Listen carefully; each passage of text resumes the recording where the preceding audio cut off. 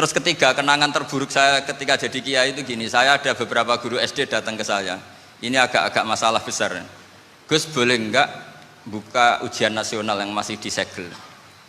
Semua guru bilang enggak boleh, itu kriminal kan. Ada satu guru yang bikin analogi agak kacau. Boleh saja. Wong ujian di kuburan saja dibocorkan para kiai enggak apa-apa.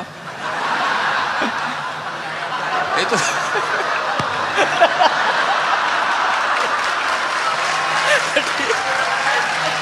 tapi ini kriminal ya. أعوذ بالله من الشيطان الرجيم بسم الله الرحمن الرحيم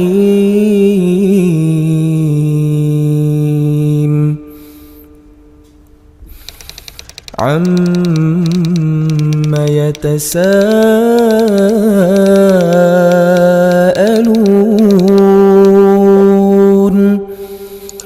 عن النبأ العظيم. Assalamualaikum warahmatullahi wabarakatuh. Bismillahirrahmanirrahim. Allahumma sholli wa sallim ala sayyidina Muhammadin wa ala alihi washabbihi asma'in nama ba'du.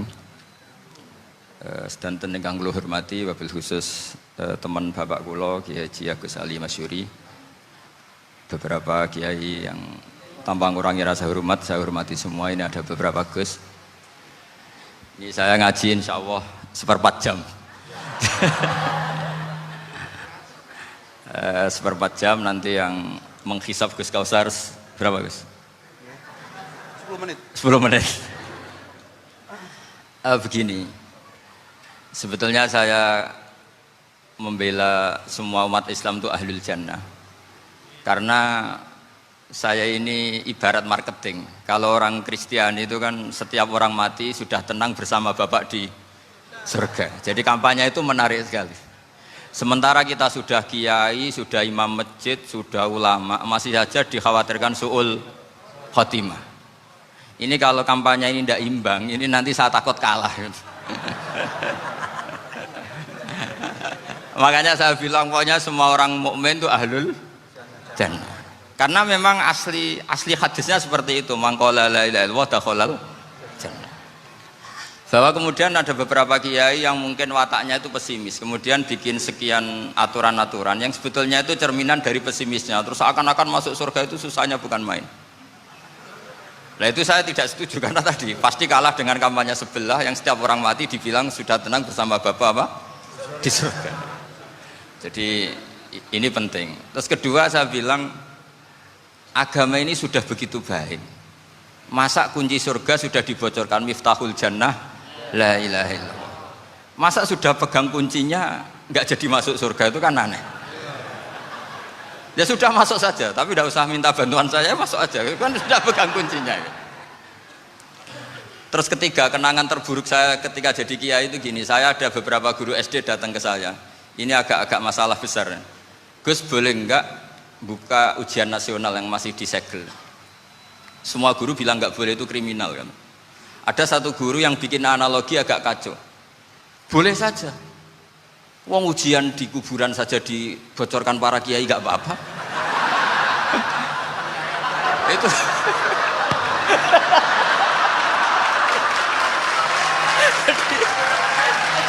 tapi ini kriminal ya. Perhatian kepada kiai, nggak boleh memukul pemateri.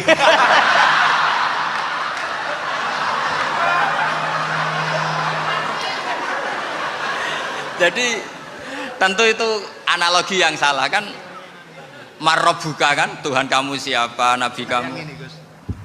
Tuhan kamu siapa, nabi kamu siapa, imam kamu siapa. Ini kan sudah dibocorkan oleh para kiai. Artinya apa? Nak raiso jawab kebablasan gitu. Terus guru ini berpikir kalau ujian akhirat sekrusial itu saja bisa dibocorkan, kenapa ujian nasional tidak boleh? Tentu ini kias yang salah, saya tidak ngajari seperti itu. Tapi saya ngajari ke kalian betapa mudahnya masuk surga. Kunci jawaban sudah dikasih, kunci pintu masuk sudah dikasih. Kok sampai tidak masuk, ini kebablasan. Paling salah gurunya. Jadi ini kenapa saya sering cerita orang mukmin semuanya itu min ahlil jannah, itu saya jamin. Sama tidak usah takut su'ul khotimah, tidak usah takut berlebihan seperti itu. Karena setahu saya, setidaknya saya mewakili ulama zaman ini. Rata-rata guru kita ini bermadzhab Syadzili dalam berkeyakinan berpikir tentang Allah. Di antara ini yang mulai saya ngomong serius, supaya tadi kan guyonannya sudah diambil Gus Reza sama Gus Kausar. Saya tahu kenapa mereka guyon. Kalau ngomong serius takut kalah sama saya.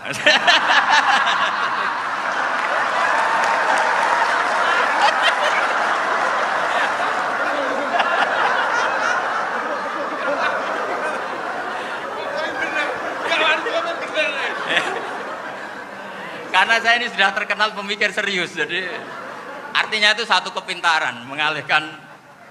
Ya, oh ya, sudah itu satu kecerdasan. Tidak hanya ngalim tapi betul cerdas. Betul cerdas. Jadi itu bukti beliau-beliau ini cerdas itu. Saya berpikir begini, ini madzhab Syadzili. Kita semua tentu Syadzili karena kita semua ngaji kitab Hikam. Kita tahu kitab Hikam itu muridnya Abul Abbas Al-Mursi. Abul Abbas Al-Mursi muridnya Syekh Abil Hasan apa? Asy-Syadzili. Saya masih ingat betul makalah itu dan saya ulang-ulang. Setiap saya ngajar di sarang saya ajarkan itu. Kilali kata Abul Hasan Asy-Syadzili, saya pernah dapat hatif, dapat semacam ilham. Apa makna min syarril waswasil khannas? Itu kata beliau dijawab oleh hatif itu. Hatif itu nggak perlu diterjemah tadi ada karena tadi diajarin itu. Apa yang dihidupkan itu nggak perlu dijelaskan. kata hatif tadi, waswasun yadkhulu bainaka wa baina habibika. Yunsika altofahu alhasanah wa yudzakiruka af'alaka asai'ah wa yukassiru indaka dzatas shimal wa yuqallilu indaka dzatal yamin liya'dila bika an husni dzanni billah ila su'idzanni billah. Jadi yang dikatakan waswas adalah kamu digiring untuk hanya ingat sisi-sisi kamu yang negatif, dilupakan bahwa Anda punya sisi-sisi yang positif. Misalnya seperti ini, mungkin secara fikih tadi banser-banser tegas, wah ini masalah lelaki perempuan dipisahkan gini-gini. Tapi kenapa Ghazali bilang ya sudah gini nggak apa-apa. Sebetulnya ada rukhsah itu karena ini di depan umum. Yang paling pantangan Nabi itu la yakhluwanna rajulun bimra'atin. Ini ada yang menjaminnya gitu. Malah khawatir saya di sini dipisah tapi setelah berduaan nggak bisa. Jadi toleransinya karena ini di depan umum. Itu masih ada toleransinya. La yakhluwanna rajulun bimra'atin.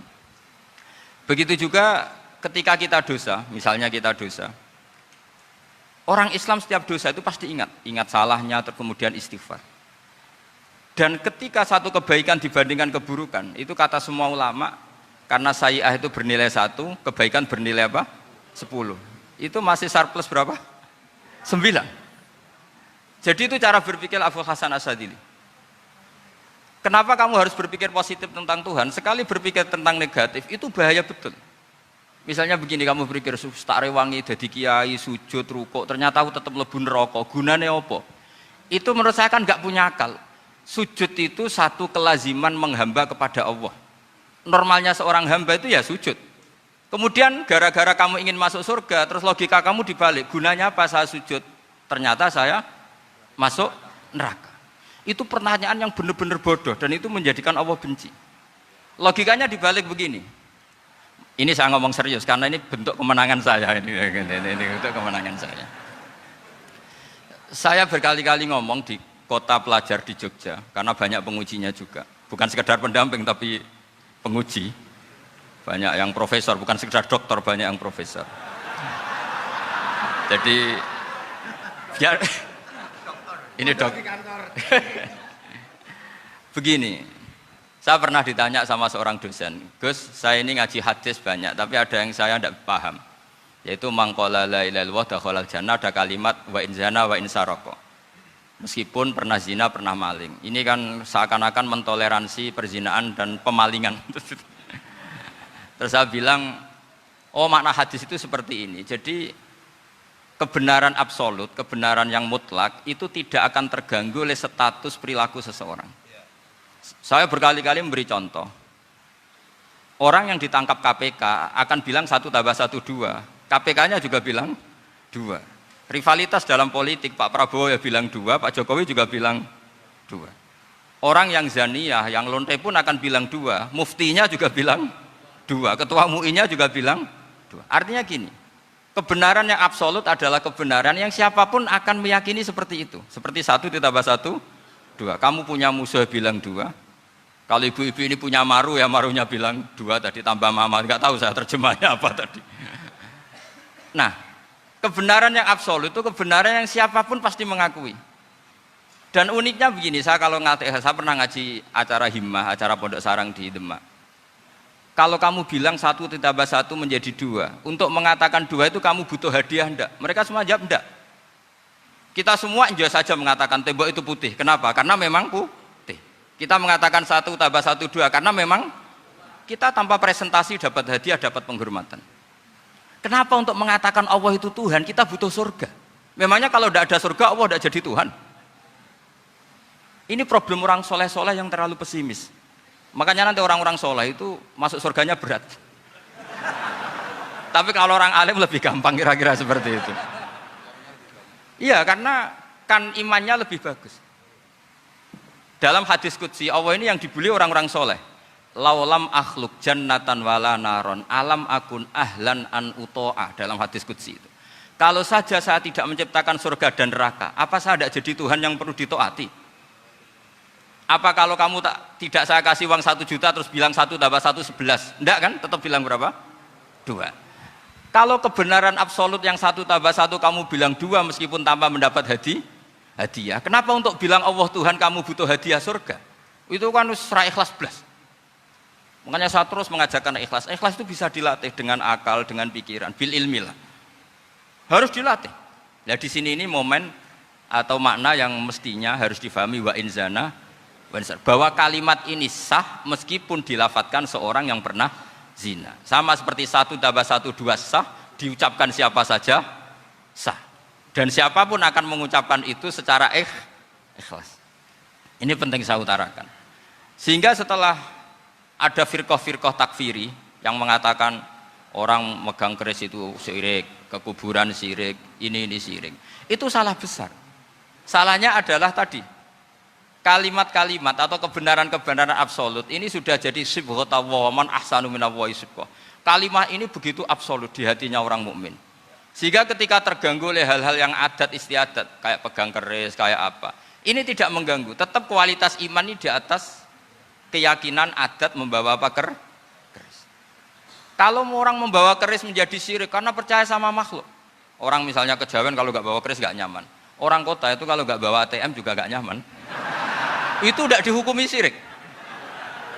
Kamu pergi lupa bawa HP nyaman enggak? Enggak, kenapa tidak dihukumi syirik?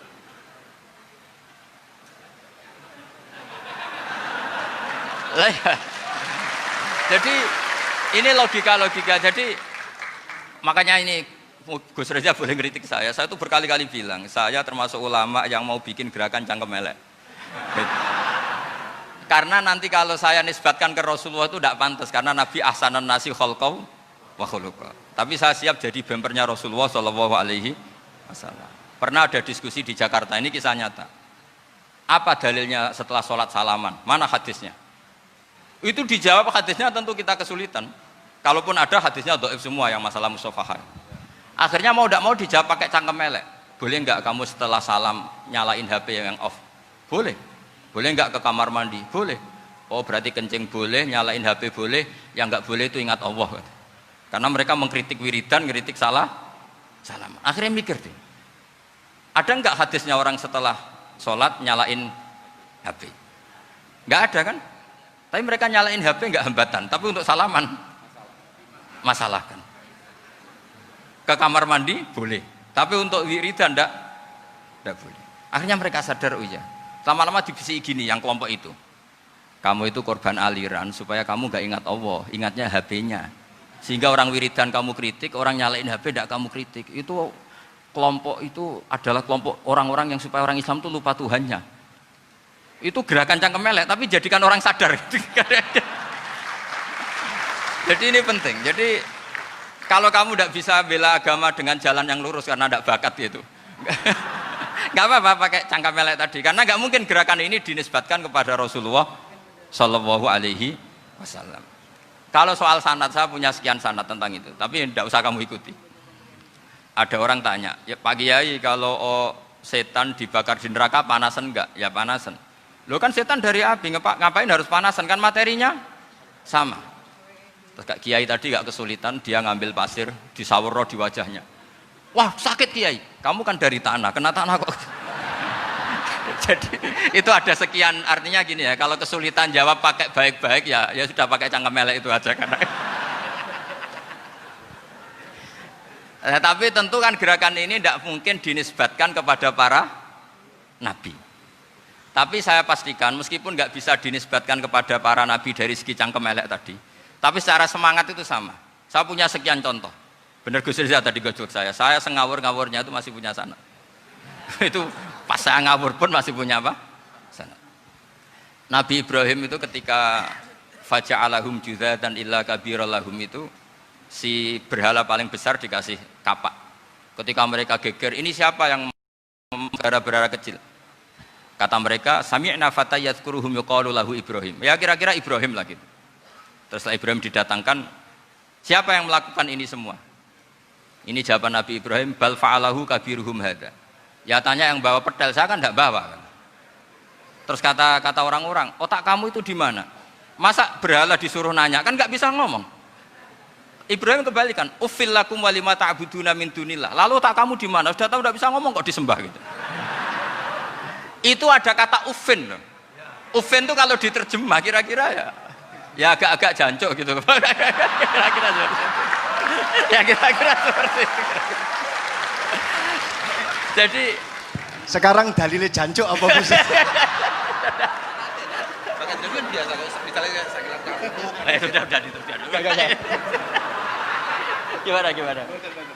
Jancuk itu dari dak tinggalkanlah suan perkara sing elek. Krono ilate wong Surabaya kakean rawon akhirnya ngomongnya jancuk.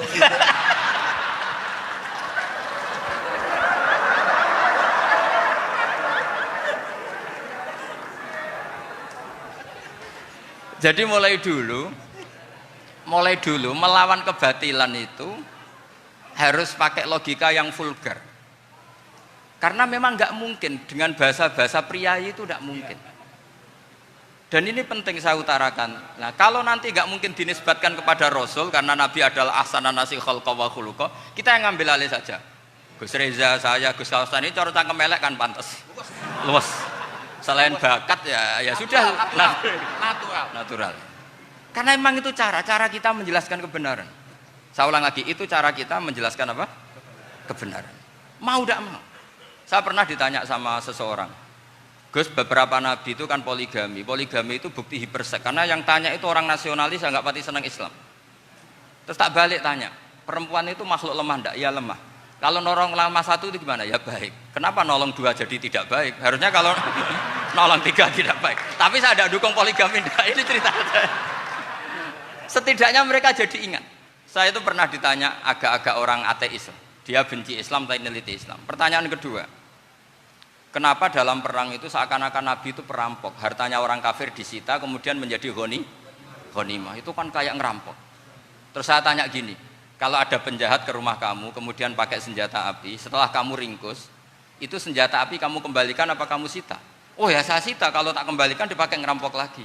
Ya sama seperti itu, kalau kekuatan mereka dikembalikan, ya akan dipakai kekuatan mereka lagi. Jadi, ya lagi-lagi ini kemenangan orang serius. Karena nanti guyonnya sudah dintekno sama Gus Safa sama Gus Riza. Nah kenapa saya ngajar begitu rileks, begitu santai? Karena pikiran saya sederhana. Fa innal uqula muttarratun ila qabilil haq. Akal sehat pasti dipaksa menerima apa? Kebenaran. Sehingga kebenaran itu tidak usah kamu ngomongkan secara serius, secara tidak perlu. Kebenaran itu mudah diterima. Saya itu pernah ngaji berkali-kali di Jogja di mana-mana sampai ada buku seorang dokter nulis tesisnya itu bangga lagi menjadi muslim setelah ngaji saya itu. Karena saya menerangkan itu ringan. Orang Islam itu harus mencintai Allah. Ciri utama cinta itu tidak tegang, rileks. Saya bilang begini, kalau kamu pernah 1 tahun digratisi orang rumah, makanan, kamu kira-kira itu mudah nggak mencintai orang yang berjasa sama kamu minjemin rumah dan kasih makan gratis? Mudah kan? Apalagi kita ini mudah mencintai orang yang minjemin mobil 1 tahun, ngasih rumah 1 tahun, apalagi selamanya. Kenapa kita tidak mudah mencintai Allah yang memberi kita bumi, air, oksigen, semuanya kita dikasih Allah. Akhirnya mereka mikir, wong mencintai seseorang yang ngasih dalam durasi 1 tahun saja mudah, apalagi mencintai Allah yang ngasih kita tanpa batas. Itu disebut walladzina amanu asyaddu hubbal lillah. Orang mukmin itu mudah sekali mencintai Allah. Caranya dilatih tadi. Kita mudah mencintai orang yang berjasa sama kita. Kenapa tidak mudah mencintai Allah yang tentu jasanya lebih besar? Nah, karena akhir-akhir ini banyak orang yang terlalu nazir, terlalu kata Nabi kan basyiru walatu nafiru yasiru walatu asiru. Sehingga saya bikin gerakan. Pokoknya semua orang mukmin pasti masuk surga. Nanti soal ada kesalahan-kesalahan kecil yang menjadikan orang su'ul khotimah itu sifatnya kehati-hatian. Jangan menjadi hukum. Hati-hati itu tidak menjadi hukum. Kalau kamu nyupir hati-hati itu bukan berarti pasti kecelakaan, enggak. Hati-hati itu ya hati-hati saja, tidak menjadi hukum. Ini penting saya utarakan karena kubu sebelah kampanyenya sudah tadi, setiap mati pasti tenang bersama Bapak di surga. Sementara kita mau kampanye, kamu sholat tidak mesti diterima, haji tidak mesti diterima, jadi kiai tidak mesti masuk surga. Coba kalau kita kampanye gitu terus, yang mau jadi muslim itu siapa? Jadi ini sudah tak perhitungkan matang-matang, saya milih macam seperti itu. Ya ini saya pikir sudah, ini pembandingnya supaya punya waktu. Saya suka sekali.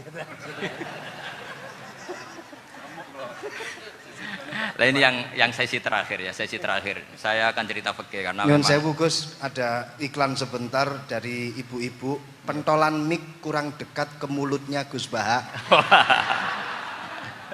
Sehingga suaranya tidak terdengar sampai ke belakang. Oh, gitu, pentolannya didekatkan Gus ke mulut.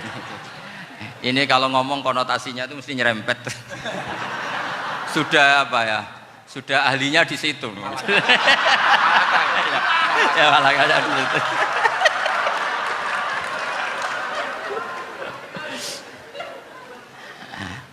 Dalam sesi terakhir saya cerita pentingnya pembanding. Imam Rafi'i itu yang ngarang kitab Muharrar. Kitab Muharrar ini adalah ringkasan dari kitab Al-Wasit. Al-Wasit itu karangannya Imam Ghazali. Al-Wasit sendiri ini khas ngaji NU, karena NU maknanya Nahdlatul Ulama, gerakan para ulama. Jadi kalau nggak ngerti alim-alim seperti itu ya ada NU. Sebenarnya sampai itu pasnya Nahdlatul Ummah, gerakan umat. Tapi kan sudah jadi partai politik Nahdlatul Ummah. Karena yang katakan NU itu Nahdlatul Ulama, gerakannya para ulama. Imam Rafi'i itu berpendapat sujud itu cukup pakai baduk, pakai jidat.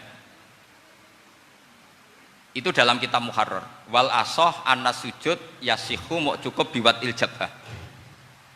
Ketika Imam Nawawi mentasih kitab Muharrar namanya Minhajut Thalibin, itu mengkritik Imam Rafi'i. Kata beliau, sujud itu untuk sah harus melibatkan 7 anggota karena berdasar hadis umirtu an asjuda ala sabati a'zumin, yaitu al jabhah wal yaden warubaten wal kodamen, yaitu jabhah 2 tangan, 2 lutut dan 2 kodamen.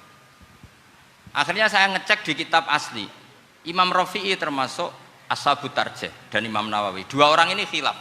Kan nggak mungkin kita sebagai mushahihnya, karena yang khilaf ini 2 ulama besar, satu Imam Rafi'i, satu Imam siapa? Nawawi.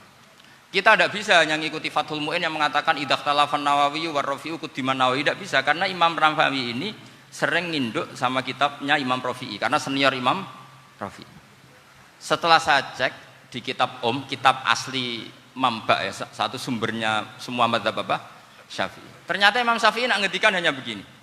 Wa uhibbu, saya suka setiap orang Islam sujud itu melibatkan 7 anggota karena itu aman, pasti sah. Tapi wayah tamilu, kata beliau, tapi mungkin saja sujud hanya watul jabah itu sah. Kenapa kata Imam Syafi'i? Liqaulihi sallallahu alaihi wasallam atau li du'aihi sallallahu alaihi wasallam fi sujud sajadalaka wajhi wa sam'i wa basori. Nabi ketika sujud itu hanya berdoa, ya Allah sujud kepada engkau wajhi wa sam'i wa basori. Nabi tidak menyebut wayadi wa rukbati wa qadami. Sehingga saya berkali-kali bener kata Gus, saya ini pembela umat sing sujute 7 anggota ya taklem pantes dadi Rais Suriah. Itu. Yang sujute bathuk tok ya tetap sah ngikuti mazhabnya Imam Rafi'i. Meskipun itu tidak saya anjurkan. Tentu tidak saya anjurkan. Alasannya Imam Syafi'i tadi, Rasulullah pernah berdoa dengan kata-kata sajadalaka wajhi, bukan diteruskan wayadi warubati Wakot. Sehingga fal khilaf huna bakin ala khiddati kalau dalam bahasa fikih. Khilaf biar tetap sesuai aturan khilaf masing-masing. Enggak perlu kamu menggugurkan pendapat Rafi'i yang mengesahkan sujud hanya pakai jabah. Ini penting karena tadi seperti saya katakan, yang sujud anggota pitu ya masuk swarga mergo pintere, sing nganggo bathuk tok ya mlebu swarga mergo gobloke tadi, karena aksaru ahlil jannah albul. Nah ini madhab saya. Jadi saya itu ingin umat Islam itu baik-baik saja. Ya, karena tidak mungkin lah kita tidak bela Islam di zaman akhir, tidak mungkin kan tadi kubu sebelah kampanyenya sudah seperti itu. Kalau kita ngomong ikhtiyat, kiai ra mesti mlebu swarga, sing salat ngethuk ra mesti husnul khotimah, wah kan jadi repot. Saya ini pengagum teori ikhlas, dilatih bil ilmi, saya ulang lagi, dilatih bil ilmi. Saya ini malunya tadi saya mengatakan 1 tambah 1 2 itu meskipun tidak ada yang memberi hadiah tetap saya katakan 2. Saya mengatakan air itu dingin, tidak ada yang ngasih hadiah, saya akan bilang kalau air itu dingin, kalau api itu panas. Untuk hakikat-hakikat seperti itu saja saya jujur tanpa ingin imbalan. Tapi ketika hakikat mengenai Allah kok saya minta imbalan surga dan neraka, ini apa-apaan? Kira-kira gitulah, Rois Suryah macam apa gitu.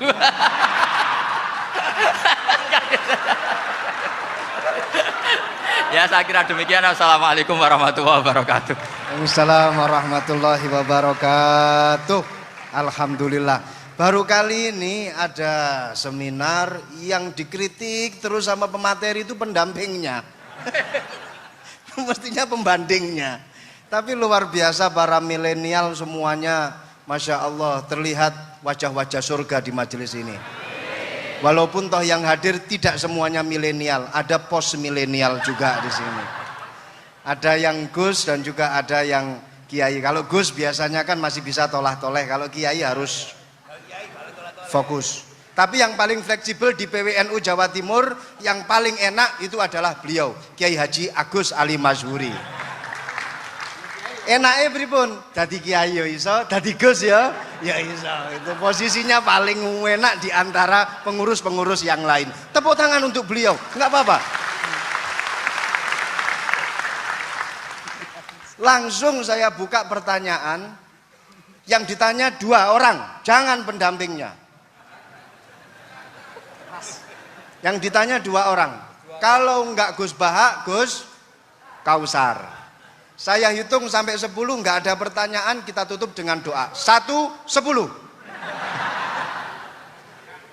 Ada yang 2 mawon nggih, pertanyaannya 2. 1, monggo. Yang perempuan, saya ingin yang perempuan, monggo. Sudah 2. Silakan.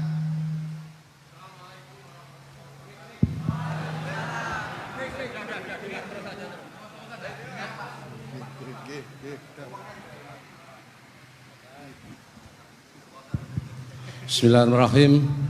Assalamualaikum warahmatullahi wabarakatuh.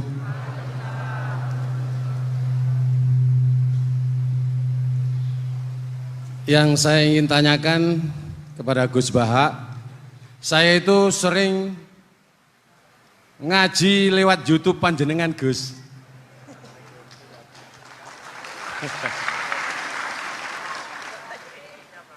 Insya Allah ilmu saya tambah walaupun tidak banyak. Yang saya tanyakan, nopo ilmu kula niki barokah? Yang pertama, karena saya ngaji lewat YouTube panjenengan, saya tidak izin. Untuk itu hari ini saya izin panjenengan, mudah-mudahan ilmu ingkang saya dapat dari panjenengan niku saged barokah niku Gus. Terima kasih. Wassalamualaikum warahmatullahi wabarakatuh. Waalaikumsalam warahmatullahi wabarakatuh. Langsung mawon Gus nggih, yang satunya dulu. Siapa aja? Oh gitu. Monggo Gus. Itu tetap barokah dan kebaikan itu mah enggak perlu minta izin. Kalau kebaikan minta izin jadi repot. Jadi kalau dalam kitab fikih disebut iktifaan bil izni syar'i, karena syara akan selalu memberi izin sama kebaikan. Itu udah hanya masalah YouTube sampean. Tadi melihat wajah Gus Ali ibadah, pamit dulu. Nanti kalau ada orang alim lewat mau lihat juga pamit dulu. Lama-lama mau baca sholawat, ya Rasulullah pamit dulu mau baca sholawat. Jadi semua kebaikan itu cukup iktifaan bil idnis syar'i. Ya jelas ini ya. Ya. Oke, terima kasih. Jangan lupa pulsane tuku dhewe lek ndelok YouTube. Wifi-nya juga jangan nyolong, harus passwordnya izin kepada yang punya wifi. Baru nanti 100% barokah. Mbak yang belakang bisa berdiri, yang mau tanya tadi. Ya, silakan. Bismillahirrahmanirrahim. Assalamualaikum warahmatullahi wabarakatuh. Mohon izin Yai Gus, saya di sini mau tanya. Selain sebagai pelajar santri, saya juga sebagai seorang mahasiswi di salah satu universitas di Surabaya. Yang saya tanyakan sebagai pemuda milenial, kita semua tahu bagaimana keadaan demokrasi negara Indonesia saat ini. Yang saya tanyakan bentuk dari hubul waton minal iman. Hubul waton di sini, bolehkah saya sebagai seorang mahasiswi menyuarakan pendapat saya, berjuang bentuk ijtihad demi keadilan berupa demonstrasi?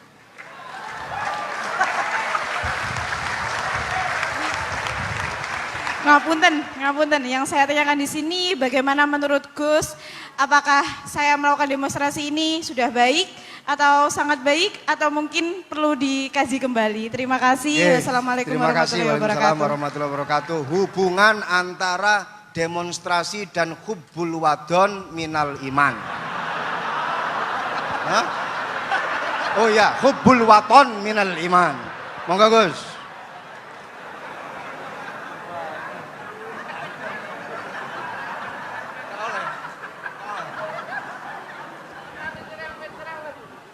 Ini benar-benar ahli. Begini kan, demonstrasi itu kan makna pokoknya itu kan apa? Memperlihatkan. Makanya demonstrasi kekuatan maknanya ya show ya, memperlihatkan satu apa? Kekuatan. Sehingga kalau dalam Islam itu ya fleksibel, asal itu tidak merugikan orang lain, tidak anarkis, tidak mandorot bagi kelompok lain tentu boleh. Bahkan kalau tidak menyuarakan suara kita tentu dengan cara-cara yang tetap islami ya, itu malah kita disalahkan karena berarti tidak ikut bertanggung jawab terhadap proses bernegara, tapi tentu disuarakan secara konstitusional dan secara baik. Kemarin pas demo di Jogja yang rame itu masalah rancangan KUHP itu, rektor UI juga ketemu saya, pamit Gus mau demo aja. Ya tapi yang baik dan sopan karena begini ya, di Quran itu ada ayat walau la daf'uhin nasa ba'dahum bi ba'dil fasadatil ard. Jadi kekuatan manapun itu harus dikontrol. Tentu kontrol itu macam-macam. Tapi tentu saya ulang lagi, jangan anarkis, jangan melakukan sesuatu yang kontraproduktif. Jadi menurut saya pernah ditanya, Gus kalau pemerintah itu didukung 90% rakyatnya bagus enggak? Ya bagus, berarti presidennya hebat, didukung mayoritas rakyat. Kalau hanya 55 ya bagus. Presidennya biar tahu, biar hati-hati karena dipilih separuh lebih sedikit gitu. Lah kok bagus semua? Ya emang harapan kita sama Allah semuanya baik semua kata saya gitu. Jadi susahnya apa sih kita melihat sesuatu itu, asal agama ini kan gampang, asal tidak maksiat itu baik. Asal tidak maksiat itu baik. Ma khuyyira Rasulullah baina amrayni lakhtara aisarahuma malam yakun isman.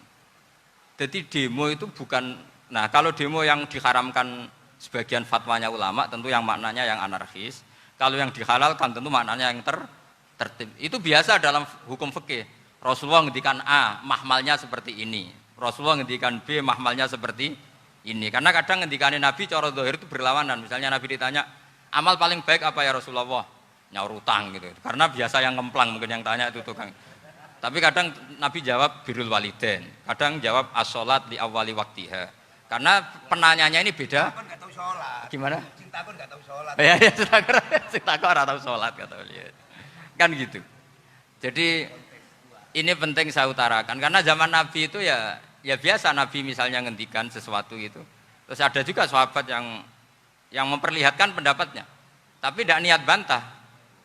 Masyhur itu dalam tarikh. Saya beri contoh yang masyhur itu. Nabi pernah sholat duhur itu 2 rakaat. Sebagian riwayat mengatakan asar, tapi yang lebih kuat itu duhur. Setelah 2 rakaat Nabi sholat, itu akabirus sahabat papan atas itu tidak ada yang ngendikan karena mereka sopan semua, tahu etikal. Setelah Nabi pulang sudah dekat pintu, ada sahabat yang berdiri. Ya Rasulullah, aku siroti sholatu amnasita. Ini sholat model kosor, apa engkau lupa? Tapi sahabat yang nggak tanya, ini niatnya malah lebih agak-agak buruk. Baguslah kalau sholat terbaru 2, berarti besok ya 2. Karena pakai teori nasah mansuh, berarti hukum itu pakai yang terbaru. Jadi gayanya tidak tanya, tapi lebih sama mungkin yang setuju undang-undang tadi ya tentang rumah tangga, kalau istri nggak mau dikumpuli tetap dipaksa, nanti suaminya bisa dilaporkan ke pengadilan gitu. Saya pasti mikir saya bukan masalah pengadilannya, pasti istrinya cantik. Kalau jelek kan nggak mungkin dipaksa. Ini ketularan. Jadi saya cara berpikir tuh,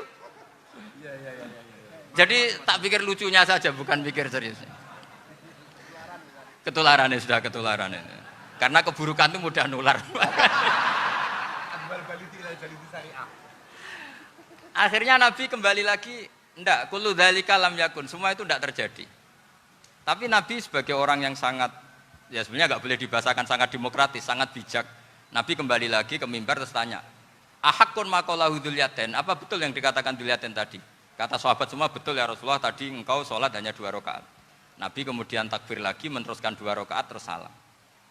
Artinya kalau demonstrasi itu dengan makna mengutarakan pendapat dengan cara yang dijamin konstitusi, ya itu kan normal-normal saja, nggak ada masalah. Saya pernah derekno bapak, itu ada pertanyaan yang benar-benar mengusik saya. Ada orang miskin datang ke bapak, Pak Yai, jadi wong melarat itu ra enak. Sajane ya wis suwe dadi melarat ra enak. Itu pas Ramadan. Kenapa kata bapak? Bapak saya itu teman akrabnya Gus Ali, itu senengannya ya guyon, mau meninggal aja masih guyon. Bapak itu guyon terus. Kenapa aja? Sudah puasa nggak makan, buruh orang, macul itu kan berat. Mau istirahat nggak boleh karena buruh orang. Enak jadi wong sugih puasa diam di rumah gini-gini terus. Terus kata bapak saya gini, enak wong melarat. Jadi wong sugih nak puasa berat. Kok sakit ya? Esok mangan pecel, awan rawon. Enggak sore sidik sate. Jadi yang harus ditinggalkan itu banyak. Nak sampean kan biasa meninggalkan itu semua. Semenjak itu dia, oh iya, nak ngono podo-podo abot. Jadi hasutnya pada orang kaya terus nggak ada. Nah ini pentingnya ilmu. Jadi pentingnya pendamping tadi itu. Setelah diberi jelasan, oh maturun ternyata podo-podo abot gitu. Dia nggak tahu susahnya jadi orang kaya. Ya sama seperti tadi. Ya saya puasa. Kerja gini-gini bojo sitok elek terus jadi yang bojone 4 cantik semua abot aku. Karena harus ninggalkan 4 yang cantik tadi yang bisa menghidupkan tadi itu. Itu kan juga demonstrasi, artinya mengutarakan apa yang, jadi itu saya pikir seperti itu. Ya ini pokoknya gitu aja ya. Assalamualaikum warahmatullahi wabarakatuh. Waalaikumsalam warahmatullahi wabarakatuh. Tepuk tangan untuk beliau. Kita doakan semoga beliau sehat walafiat, panjang umur, jembar rezeki.